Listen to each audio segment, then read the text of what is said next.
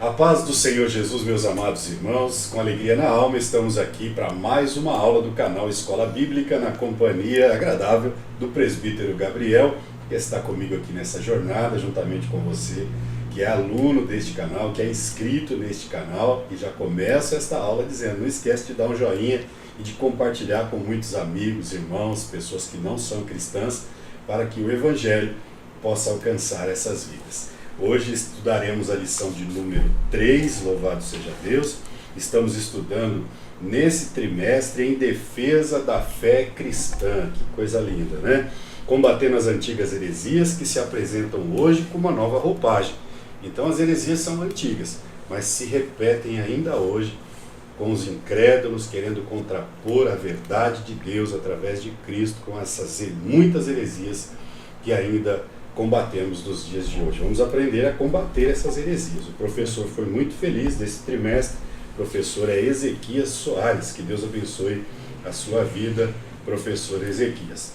Já dou início ao presbítero Gabriel da aula da lição 3. Glória a Deus, a paz do Senhor a todos, a paz do Senhor, pastor André. Que essa lição venha a ser uma lição produtiva para a glória do Senhor e que a palavra de Deus venha a ser cada dia mais pregada.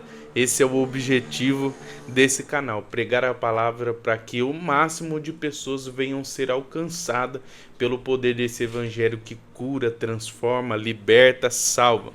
Lição de número 3, cujo tema é encarnação do verbo. A gente vai entender algumas coisas a respeito da nossa fé, né? A nossa fé cristã. O textuário vai dizer, e o verbo se fez carne, e habitou dentre nós, e vimos a sua glória como a glória do unigênito do Pai, cheio de graça e de verdade. Evangelho de Jesus, segundo escreveu João, capítulo 1, versículo 14. A verdade prática vai dizer, a vinda do Filho de Deus em forma humana é um fato presenciado por muitas testemunhas. Por isso, a negação da sua historicidade não se sustenta, né? Então a gente vai ver que a vinda de Jesus, a sua morte, toda a sua biografia é atestada, né, e taxada por muitas pessoas que testemunharam e por isso não tem como você provar do contrário. A introdução vai dizer, vamos começar a apologética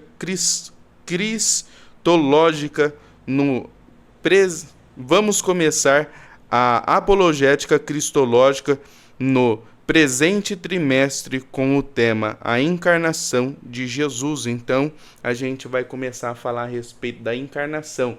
Não é reencarnação, é encarnação. Jesus ele veio à terra e prometeu que vai vir para buscar a sua igreja. Passo o primeiro tópico ao pastor André, heresias que negam a corporidade de Cristo. Primeiro subtópico, o que é docetismo? Exatamente, esse nome é bem difícil mesmo, presbítero, que é docetismo. Docetismo. Isso vem do grego dóquio, que significa ter aparência, ou seja, uma heresia do segundo e do terceiro século, onde homens ali surgiram pregando essa heresia, contrapondo, na verdade, dizendo que o nascimento, né, a existência corpórea em corpo, alma e espírito em carne do nosso Salvador Jesus Cristo não era verdade, que era só uma aparência. É bem complexo de explicar essa heresia hoje, mas vamos tentar aí, porque eu poderia dizer que eles acreditavam então que a presença de Cristo aqui nesse mundo era só um holograma, era só algo como um fantasma. A lição inclusive diz isso, né? Mas vamos lá, o tópico diz assim, o que é docetismo? O termo vem do grego, como já disse, dóquio, significa ter aparência. O docetismo é a mais antiga heresia da história da igreja, como já disse aqui, pesquisando, ela ficou mais latente ali no segundo e no terceiro século pós-Cristo, não é isso? E ela foi uma heresia que foi muito combatida pelo apóstolo João, o apóstolo João, que inclusive morreu aos 98 anos, viveu até o ano 103, e como ele foi o último apóstolo ali a ter andado, convivido com o Senhor, esses homens, essas heresias surgiram de homens que não tiveram o prazer de andar, de estar com Cristo. Ora, vejamos, nós também não andamos com Cristo, não tocamos em Cristo, mas nós acreditamos, porque estas testemunhas oculares pagaram preço com a sua própria vida para testificar do Verbo vivo, e João, o apóstolo, foi aquele que teve mais trabalho com essas pessoas que negavam a existência real, em carne e osso, vivo, na terra, né? João viu, João tocou no Verbo vivo, e ele vai falar isso não só no evangelho que ele escreveu, João, mas também nas epístolas, onde ele vai reiterar, reafirmar novamente, porque ele está tendo muitos embates com esses hereges da época, essas seitas que surgiam na época, negando a existência corpórea do nosso Senhor Jesus. Eles negavam a sua humanidade e diziam que simplesmente era uma aparência, ok? Vamos aprender um pouquinho mais disso lá na frente. Passo já ao segundo subtópico, o que os docetas ensinavam sobre Jesus. Ao presbítero Gabriel. Glória a Deus. O que os docetistas falavam a respeito de Jesus e ensinava. Essa seita chamada de docetismo, que existiu aproximadamente ali do 1º ao 2º século depois da igreja primitiva, ali depois da morte de Jesus, eles ensinavam heresias como negar a natureza de Jesus. Jesus, ele era aparentemente humano, mas não era humano. Olha, coisas que eles diziam, né, e ensinavam. O docetista, né, acreditavam que Jesus não tinha o corpo físico real, mas sim uma aparência humana ilusória, né? Eles diziam que a pessoa de Jesus era tudo ilusão. Tudo aquilo que aconteceu era tudo ilusão, né? Ilusão de ótica. Tudo ilusão de ótica. E naquela época não tinha tecnologia que tem hoje. E ainda eles batem nessa tecla dizendo que era tudo ilusão. Também a divindade sem humanidade. Então, como nós acreditamos que Jesus ele é 100% homem e 100% Deus, ele veio, né, na sua natureza humana, ele teve fome, ele teve sede, né? Ele dormiu, mas na sua natureza como Deus, a Bíblia vai nos falar que muitos diziam: quem é este que até o vento e o mar lhe obedece? Então, eles acreditavam que Jesus ele não tinha essas duas naturezas, e sim somente a divina. Com relação à vida e à morte de Jesus, Jesus teve uma morte também ilusória, tá? Tudo isso que aconteceu, a crucificação romana, ele passou ali pelo açoitamento romano, melhor dizendo, passou pela crucificação. Eles negavam a morte de Jesus, considerando também ilusão. E uma de suas aplicações teológicas é questionamento a respeito da salvação. Até porque se Jesus ele não morreu realmente, logo a salvação não vem por Jesus. Porque sem derramamento de sangue não há remissão de pecado, perdão e tudo mais. Então, se Jesus realmente não morreu, logo não temos a salvação em Cristo Jesus. Mas vemos ao decorrer da história que a própria igreja primitiva, os apóstolos, como o pastor André mesmo disse, João, ele pregou contra essas heresias e taxou eles como hereges, tá? Que não faz parte aí da palavra do Senhor, estava contra os princípios da palavra de Deus. Eles colocaram como a realidade da encarnação, como diz o João capítulo 1, versículo de número 14, e o verbo se fez carne e habitou dentre nós, e vimos a sua glória como a glória do unigênito do Pai, cheio de graça e de verdade. A importância da morte e ressurreição de Jesus, primeira carta de Paulo a Coríntios, capítulo 15, versículo 3 e 4, fala sobre a ressurreição de Jesus Cristo e a unidade da natureza divina e humana de Jesus. Quando lemos Hebreus capítulo de número 2, vai deixar bem claro que Jesus ele comeu e que ele bebeu, destacando a humanidade de Jesus. Então aqui a gente vai ver que uma dessas linhagens de pensamento é que tudo para eles, o que aconteceu com relação à crucificação, à morte, tudo isso foi ilusão, né? E a gente vai ver o ponto que Satanás ele chega para tentar desfazer o que o evangelho fez. Mas a gente vai ver que na Bíblia Sagrada, deixando bem claro, nada foi ilusão, tudo aconteceu, e é por isso que hoje aqui estamos libertos. Passo aqui o terceiro subtópico ao pastor André, o que os principais docetas diziam sobre Jesus. Positivo, presbítero Gabriel. Nós temos alguns principais homens, né, hereges, que defendiam o docentismo, né, chamado aqui de docetas, né, que significa, como já vimos, aparência, não acreditavam na forma corporal, mas apenas que foi algo aparente ou um espírito, algo dessa forma. É até difícil de explicar o que eles defendiam, né? Mas três personagens principais desses homens que defendiam essa heresia eram eles Cerinto, Saturnino e Marcião.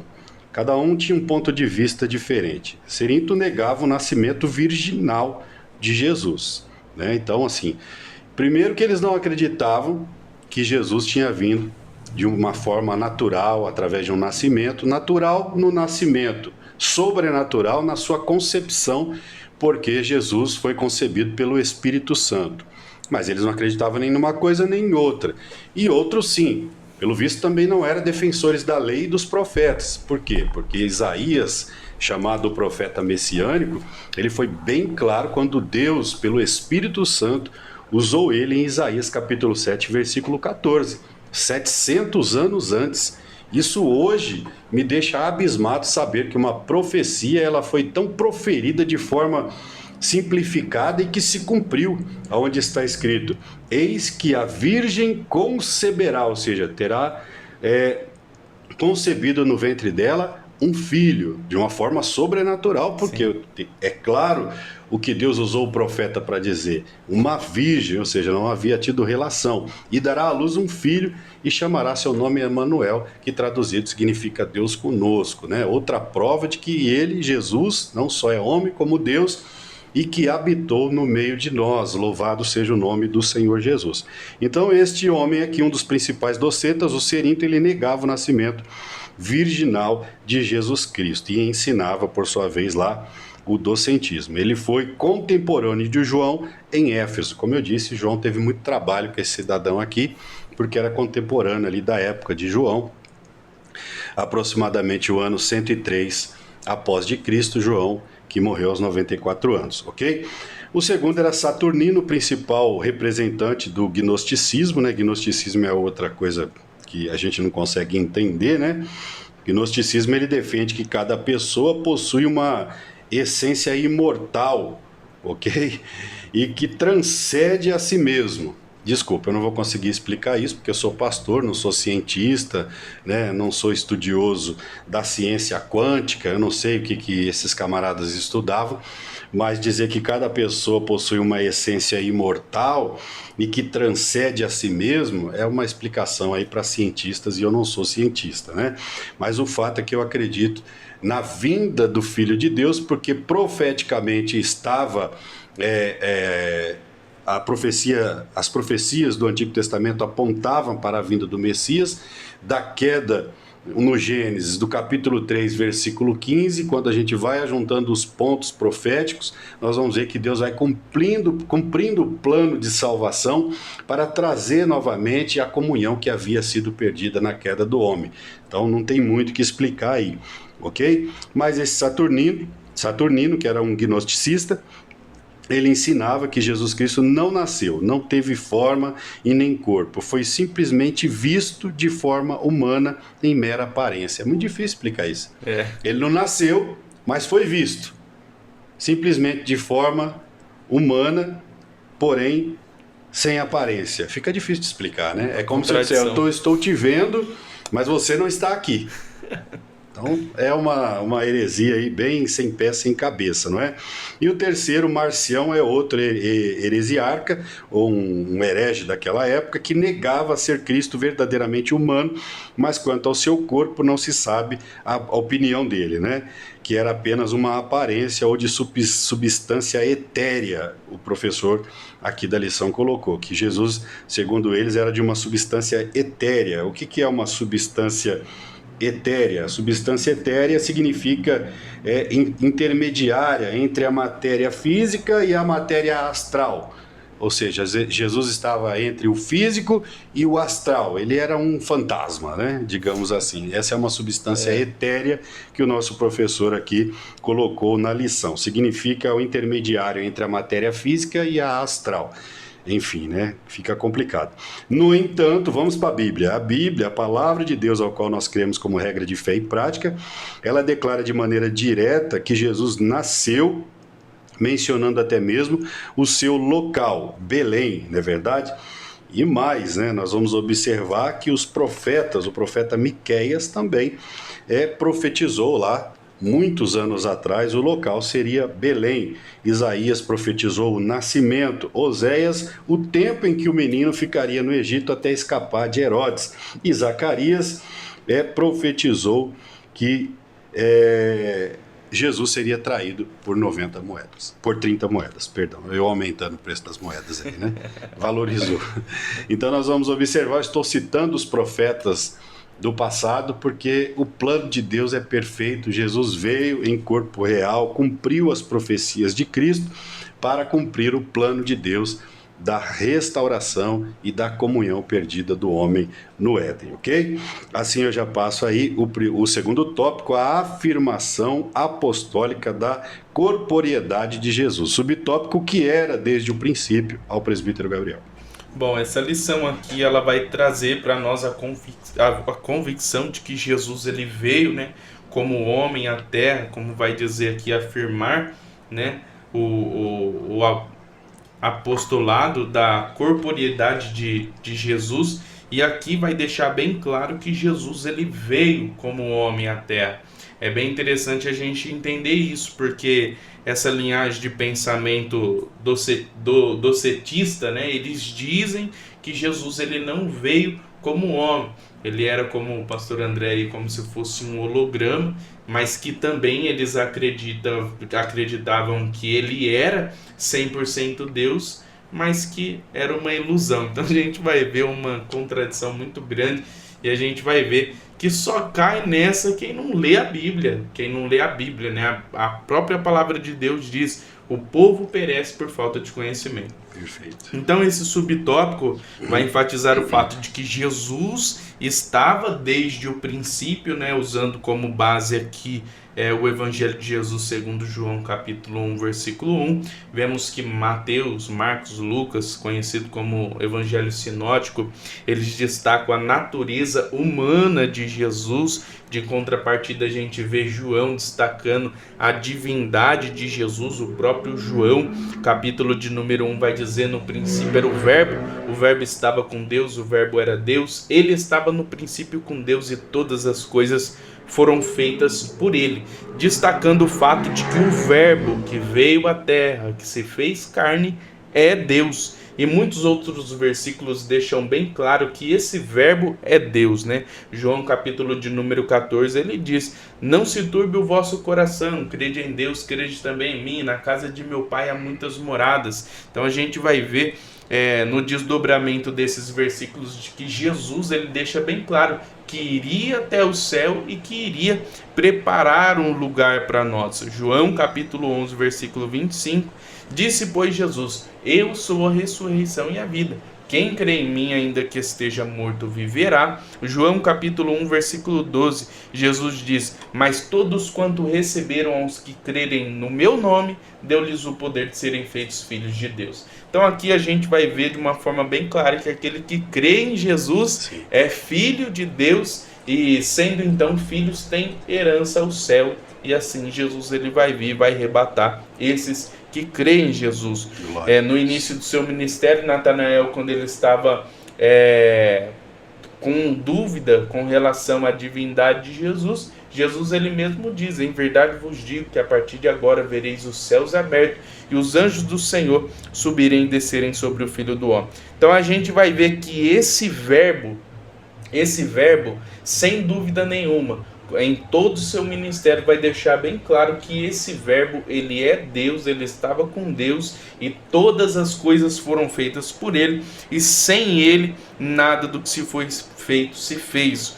Outro sim é que João não fala somente que o verbo ele estava com Deus e é Deus. Ele vai dizer que o verbo ele se fez carne e habitou dentre nós, né? Aqui, através desse versículo, entendemos, né? E cai por terra aí toda distorção com relação a Jesus, ele era uma ilusão, que Jesus ele era um holograma. Não, Jesus ele se fez carne e ele não era somente Deus, mas também homem, porque a Bíblia vai nos falar que ele comeu, bebeu, teve fome, teve sede, né? E afirmando aqui o que vai dizer em João 3,16, né? Que Deus amou o mundo de tal maneira que deu o seu Filho unigênito. Então a gente vai ver através desses versículos e desse subtópico que Jesus ele veio como homem, sim. Passo aqui o segundo subtópico ao pastor André, a reafirmação apostólica.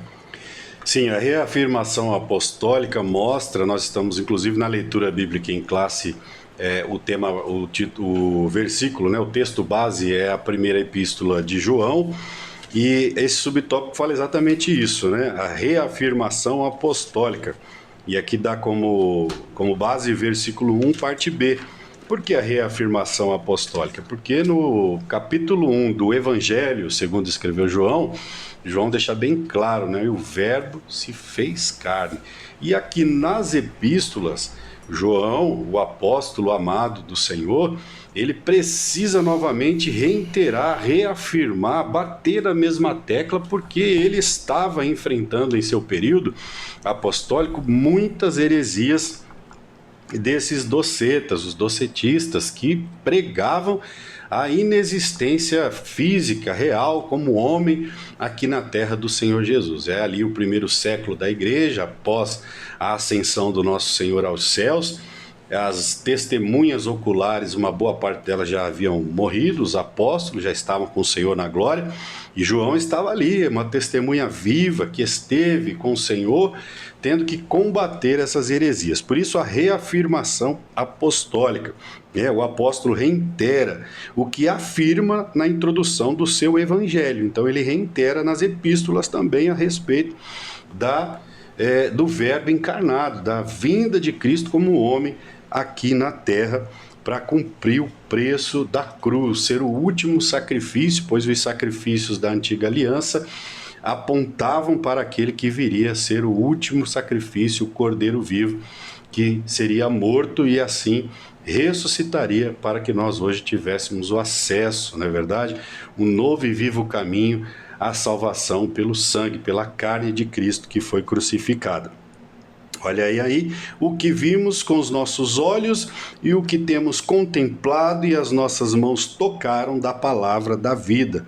É o versículo 1, a parte B da primeira epístola de João. Por isso João está aqui, o subtópico aqui, a reafirmação apostólica. João está reafirmando, enfatizando, né? Porque combatendo ali as muitas heresias a respeito, negando a respeito da divindade e a humanidade de Cristo aqui na Terra, ok?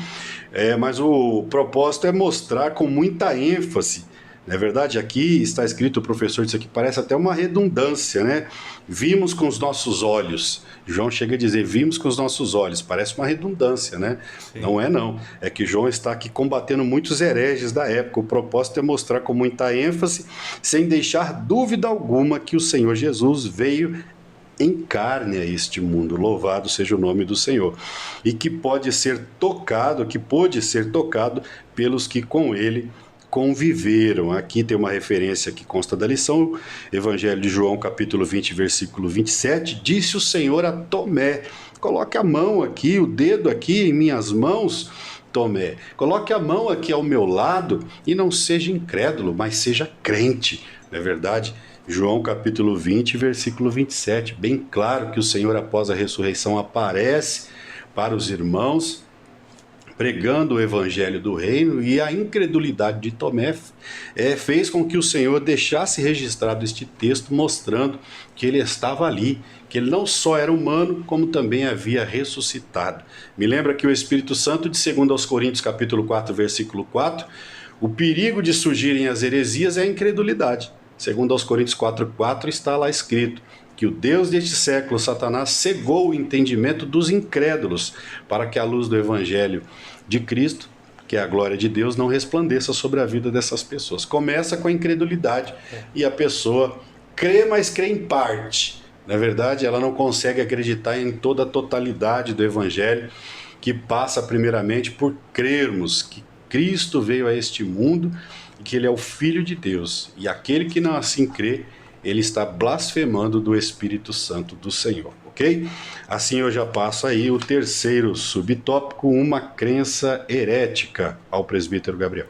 Glória a Deus. Aqui a lição vai dizer que João viveu seus últimos dias na cidade de Éfeso, né? A gente vai ver que os últimos dias de João foram ali na cidade de Éfeso. Os escritos de João, o Evangelho, as 3 epístolas, né, o livro de Apocalipse, né, o livro escatológico, foram produzidas na última década do 1º século.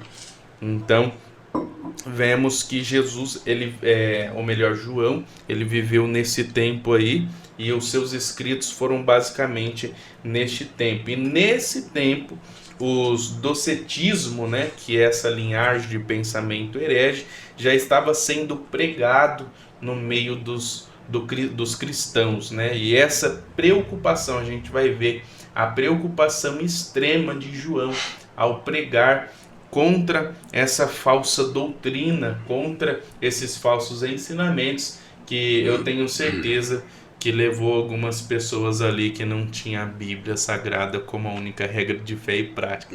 Que a gente vai ver hoje em dia muitas pessoas indo à igreja, mas não lê a Bíblia, né? Muitas pessoas estão na igreja do Senhor, mas estão perecendo. Por quê? Porque falta ali conhecimento. Porque ser cristão não é só estar na igreja, mas sim meditar na palavra do Senhor, ter um relacionamento com Deus. E João, na sua primeira carta, no capítulo de número 4, versículo de número 3, ele vai dizer: e todo o espírito que não confessa que Jesus Cristo veio em carne não é de Deus, mas este é o espírito do anticristo. Sabemos que haverá, né, o anticristo, o supremo anticristo, que vai vir aí se manifestar na grande tribulação. Mas o que significa anticristo? Aquele que se opõe contra Cristo, aquele que se opõe contra Deus. Vemos claramente, né, que o objetivo dessas pessoas era confrontar Cristo e desfazer as obras de Jesus. E a gente vê a importância do ensino da palavra. João, ele não deixou aí de pregar a palavra do Senhor e dizer: essas pessoas que dizem isso, ele está com o espírito do anticristo. Sim. Ele está contra Cristo, ele está se opondo contra Deus. E a gente vê aqui na lição, vemos a gravidade dessa heresia, pois se Jesus não veio com um corpo físico, ele também não morreu. Olha que uma coisa leva a outra, né? Se Jesus ele não veio com um corpo físico, ele não morreu. E se ele não morreu, também não ressuscitou. E se não ressuscitou, logo não há esperança na salvação. Então a gente vai ver que o diabo ele é astuto. Ele trabalha de uma forma esperta, né? O diabo ele é esperto. Ele não vai falar que a salvação não existe. Ele começa lá da raiz para confundir a nossa mente, né? Exatamente. E a gente vai ver muitas heresias aí que aparentemente não tem nada a ver, aparentemente não vai ofuscar o que a Bíblia Sagrada diz, mas devemos tomar muito cuidado. Por isso devemos ser, né, como os irmãos de Bereia, né? Atos capítulo de número 17, Sim. A Bíblia vai nos falar que Paulo ele pregava a palavra do Senhor e os irmãos bereanos iam ali folheando a Bíblia Sagrada e as leis para ver se realmente aquilo que o apóstolo Paulo estava falando estava enquadrado na Bíblia, examinando ali as escrituras e vendo se realmente o que o apóstolo Paulo diz. A Bíblia fala, Efésios capítulo de número 6,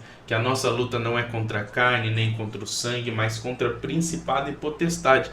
E ali Paulo, ele descreve algumas armaduras que devemos colocar em nosso estilo de vida, que é o capacete da salvação, a couraça da justiça, o escudo da fé e a espada do Espírito, que é a palavra do Senhor. O crente, ele não pode andar sem espada, porque como é que ele vai se defender? Sim. Como é que ele vai atacar?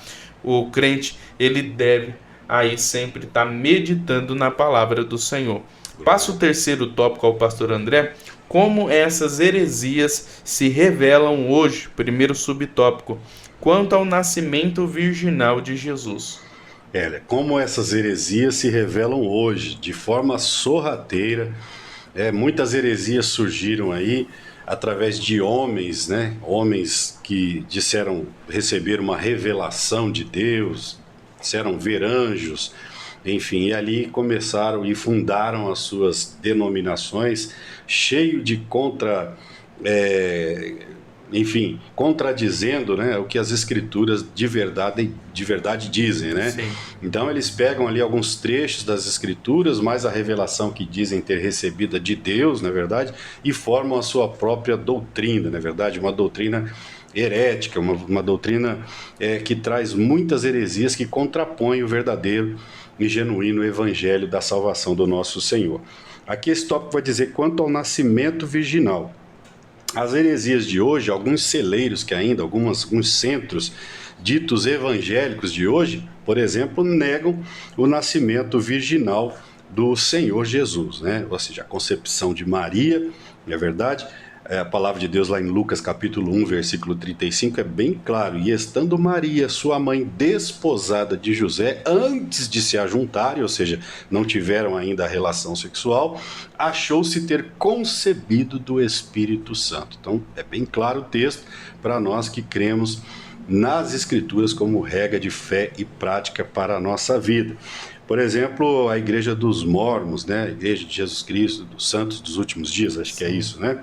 Fundada por Joseph Smith, lá nos Estados Unidos, negam claramente o nascimento virginal, né? Ou seja, vindo ali através de uma concepção de um parto, na verdade, e pelo Espírito Santo, a essa terra do Filho de Deus. Então, a Igreja dos Mórmons nós consideramos sim como uma seita, ok? Não tenho medo de falar isso, porque defendo as Escrituras e ela foge claramente ao que as Escrituras dizem, pelo menos nos livros canônicos ao qual nós cremos, ok?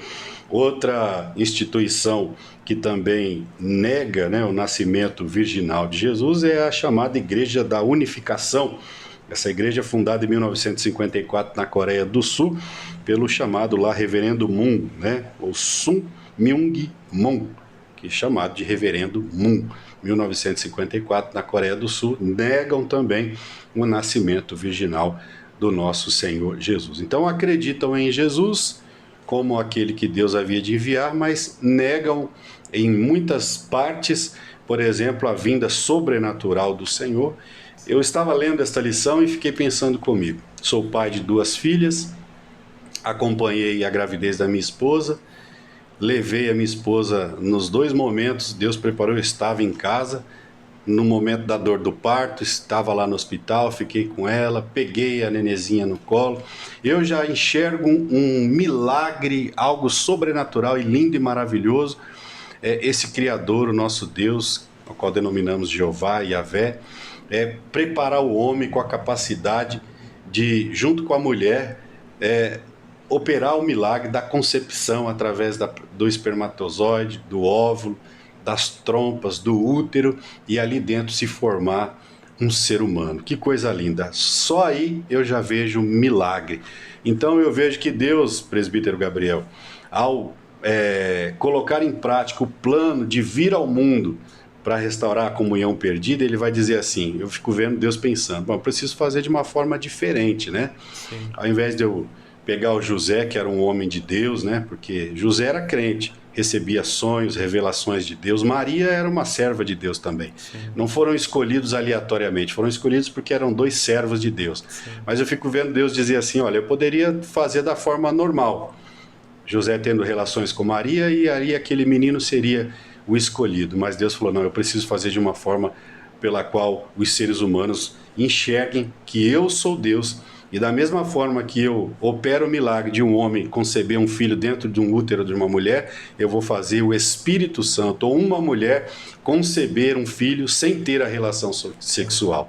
Tomei esse tempo aqui para você entender que diante dessas heresias, primeiro você precisa crer no poder de Deus, que faz do jeito que Ele quer, da maneira que Ele quer, para cumprir os seus propósitos eternos. Amém? Assim eu já passo aí o segundo subtópico, quanto à morte e à ressurreição de Cristo. Glória a Deus, aqui vai falar um pouco a respeito da ressurreição de Cristo, né? Uma das coisas que eles não acreditam nem mesmo, eles não acreditam nem mesmo que ele foi crucificado, né? Basílides negavam a crucificação de Cristo, dizendo que Simão, o Cirineu, transfigurou-se, olha que heresia, né? Transfigurou-se e foi equivocadamente crucificado, né? Então a gente vai ver aqui uma heresia extrema, né? Uma tentativa aí descontrolada de tentar aí ofuscar a crucificação de Cristo. Cristo apenas presenciou a crucificação de Simão, seu suposto sócia. Então eles acreditam aí que Simão ele foi um sócia de Jesus, né, e que ele foi crucificado no lugar de Jesus e que Jesus ele só estava olhando ele de longe. Então a gente vai ver aqui algumas contradições, porque primeiro eles acreditam que Jesus realmente era Deus, mas não era homem, ele não tinha a sua parte humana. Depois também eles acreditam que ele não foi crucificado, que esse Cirineu, né, que Simão, o Cirineu, ele foi supostamente como sócia de Jesus e foi crucificado no lugar dele, e Jesus ele só ficou olhando. Isso que eles esse malabarismo aí que eles fazem para distorcer aquilo que a Bíblia diz, né? O Alcorão, o livro sagrado dos muçulmanos e sua principal fonte, né? A gente vai ver que o Alcorão é a principal fonte de literatura espiritual desses homens. Eles dizem que Jesus não foi crucificado, que tudo não passou de uma situação, de uma simulação. Então tudo aquilo foi simulado, né? A biografia de Jesus, a vida de Jesus, a crucificação, né, o açoitamento, tudo aquilo na concepção deles, e pelo menos o que eles pregam, foi tudo simulado, tudo não passou de uma simulação para eles. Mas isso daí a gente tem a certeza e a convicção que Jesus ele morreu, até porque eu gosto muito de uma expressão, até o pastor Carlos ele usa, que se você jogar um livro comum dentro de uma cadeia, nada vai acontecer, né? Mas se você jogar a Bíblia Sagrada, um traficante vai sair do tráfico de droga, a prostituta vai se arrepender dos seus pecados, milagres vão acontecer. Por quê? Porque a prova mais concreta de que a gente tem que Jesus ele veio à Terra, morreu por nós e liberta pelo poder da palavra, é o que está diante dos nossos olhos. A gente vê o milagre do Senhor Jesus acontecendo em muitos corações. E a Bíblia ensina que Jesus morreu e ressuscitou dentre os mortos. A gente vai ver que Jesus sim morreu, né? Gálatas capítulo 3, versículo 13, o apóstolo Paulo diz: Cristo nos resgatou da lei, se fazendo maldição por nós, como está escrito: maldito é todo aquele que for pendurado no madeiro. A concepção daquele tempo era que todos aqueles que eram crucificados eram malditos. Jesus ele foi crucificado se fazendo maldição por nós, né? Nós que pecamos, nós que fazemos coisas que não provém do Senhor. O salário do pecado é a morte, e além de nós morrer, Jesus ele morreu por nós. Atos, o Pedro, cheio do Espírito Santo, diz: principais do povo e vós, anciões de Israel, visto que somos interrogados acerca do benefício que foi feito ao homem enfermo e do modo como foi curado, seja conhecido de todos e de todo o povo de Israel que Jesus Cristo Nazareno, a quem vós os crucificaste, ele vai continuar dizendo, a quem Deus ressuscitastes os mortos. Glória então Pedro, ele deixa bem claro que Jesus ele morreu mas que ele ressuscitou. E vários outros versículos que deixam bem claro e taxativo que Jesus ele vai vir. João, capítulo de número 14, 1 Tessalonicenses, capítulo de número 4, o mesmo Deus descerá do céu com alarido, voz de arcanjo e trombeta, os mortos que morreram em Cristo ressuscitarão primeiro. Ou seja, a verdade é que em Jesus, né, eu aprendi com o pastor Zé Carlos, que em Jesus estão os 5 pilares da nossa fé: humanização, morte, ressurreição, ascensão e vinda.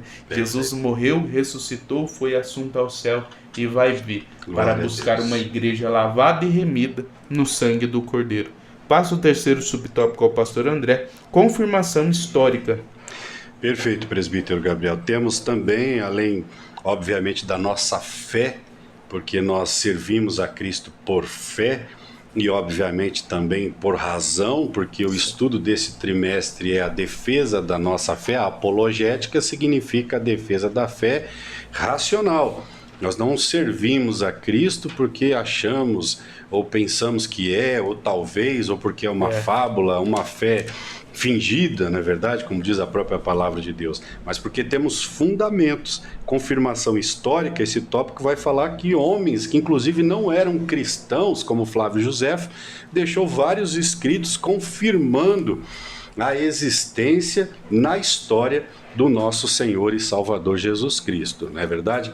Se nós formos observar hoje, quantas pessoas não acreditam nas literaturas antigas, na verdade, tem em suas prateleiras de suas bibliotecas, aqueles que ainda leem, né, porque a falta da leitura está caindo em desuso com a tecnologia, e as pessoas têm em suas prateleiras de suas bibliotecas livros históricos ao qual elas defendem, filosofias, né, Platão, Sócrates, na verdade, enfim, e tantos outros aí. E por que não nós, pela fé, não acreditarmos e temos respaldo não só, obviamente, das profecias que ao longo da história vieram se cumprindo, porque a obra de Deus ela é profética desde o início. A primeira profecia foi liberada pelo próprio Deus em Gênesis capítulo 3, versículo 15, quando Deus disse ali que haveria de se levantar aquele do ventre de uma mulher, que pisaria na cabeça da serpente, porém a serpente lhe morderia, picaria o seu calcanhar, ou seja, a perseguição seria grande para com esse que haveria de nascer. Mas o propósito foi se cumprindo e Deus foi usando os seus profetas para isso. E a história vai confirmar isso. A confirmação bíblica e histórica da morte de Jesus é um fato incontestável. Historiadores não cristãos, judeus, romanos, atestaram a morte de Jesus. Flávio Josefo, no período de 37 ao ano 100 depois de Cristo, ele disse: acusaram-no perante Pilatos e este ordenou que o crucificassem. Os que o haviam amado durante a sua vida não o abandonaram depois da sua morte. Olha aí que coisa linda. O próprio Flávio Josefo, que não era cristão, deixou o registro daquele que foi acusado, morto, e dos seus discípulos que o acompanharam durante a sua vida e não o abandonaram depois da sua morte. Certa feita, Jô Soares, que hoje já não está no nosso meio, perguntou ao Dr. Rodrigo se de fato os episódios de Cristo eram real. E eu me lembro que o Dr. Rodrigo deu uma resposta muito sábia. Ele disse: olha, nós cremos pelas testemunhas oculares dos apóstolos e daqueles após de Cristo, né? Como Paulo, que não andou com Jesus, e outros que surgiram. E ele disse assim: olha, uma mentira não pode ser sustentada por muito tempo se ela não é verdade. O evangelho é sustentado até hoje. E essas pessoas que sustentaram essa verdade, eles deram a vida por conta desta verdade. Quem daria a vida por uma mentira? Não é verdade? Não só os apóstolos, discípulos de Jesus, mas os pais da igreja que logo depois, e até hoje nós sabemos que tem cristãos sendo mortos em defesa do evangelho. Isso significa que uma verdade, ela só pode ser paga com o preço da vida quando nós temos a certeza absoluta de que ela é verdade. E essa certeza foi sustentada com o preço de sangue pelos apóstolos, porque eles tinham certeza de todos os milagres e comprovações que viram, como João diz na sua epístola, viram ouviram e tocaram da palavra da verdade, que é o Senhor Jesus, que esteve em carne e humanidade nesta terra. Não só Flávio José, mas também os que haviam...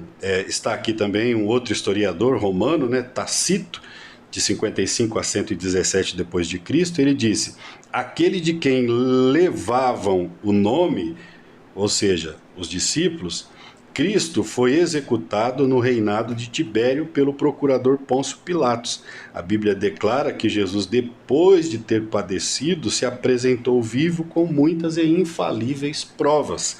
Atos capítulo 1, versículo 3 nos mostra isso, e nós sabemos pelo Evangelho, pela palavra. Depois de ter padecido, se apresentou com muitas provas infalíveis, sendo visto por um espaço até de 40 dias, e nesse período falava a respeito do reino de Deus. Louvado seja Deus. Então nós vamos ver então que a própria história, ela mostra isso, né? Pôncio Pilatos, um imperador, um governador, um império, e Jesus está no contexto dessa história. Sim. Se eu acredito que a história existiu, até porque a arqueologia ela mostra isso, que Sim. houve um império romano, houve um governador, houve um imperador, e nesse contexto todo Jesus estava lá, sendo julgado, condenado por esses personagens. Então ele é parte do contexto histórico, por isso esteve em corpo, alma e espírito nesta terra para cumprir o propósito do Pai. Assim eu já passo ao presbítero Gabriel. Glória a Deus, ensinamento maravilhoso, né? Eu acho bem interessante, pastor André. Teve um dia que eu estava dando um ensino para os jovens, aí eu fiz uma pergunta, né? É necessário fé para acreditar que Jesus ele veio à Terra? Aí todo mundo disse que sim. Eu disse que não é verdade, não é necessário. É necessário você só acreditar na história. Porque isso porque historicamente e cientificamente todos acreditam, até mesmo aqueles que não acreditam na espiritualidade, Jesus ele já é taxado como um homem que realmente veio à Terra. Sim. Porque ele mudou toda a geografia, toda a história, ele foi uma pessoa que mudou toda a política, ele foi um revolucionário, né? Perfeito. Aí vai que muitas pessoas acreditam que foi um grande profeta. Nós acreditamos que ele realmente é o Messias, né? É o profeta, o Messias, o sacerdote, o sacerdote. Né? E para terminar, para provar tudo isso, ele fez uma promessa de que vai voltar. Vai voltar.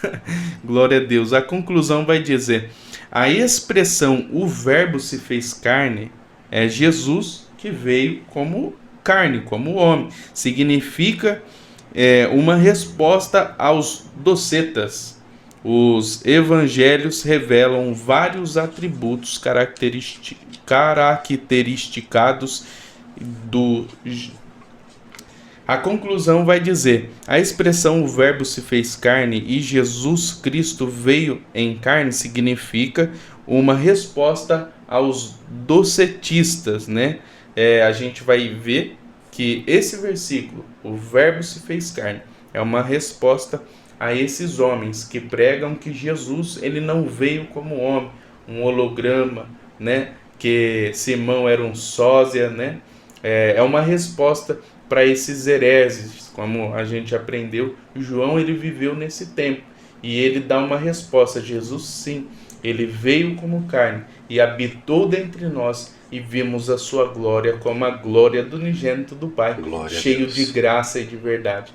Não tem como um holograma ele sentir fome, sentir sede. A Bíblia vai nos falar que Jesus ele dormiu no barco.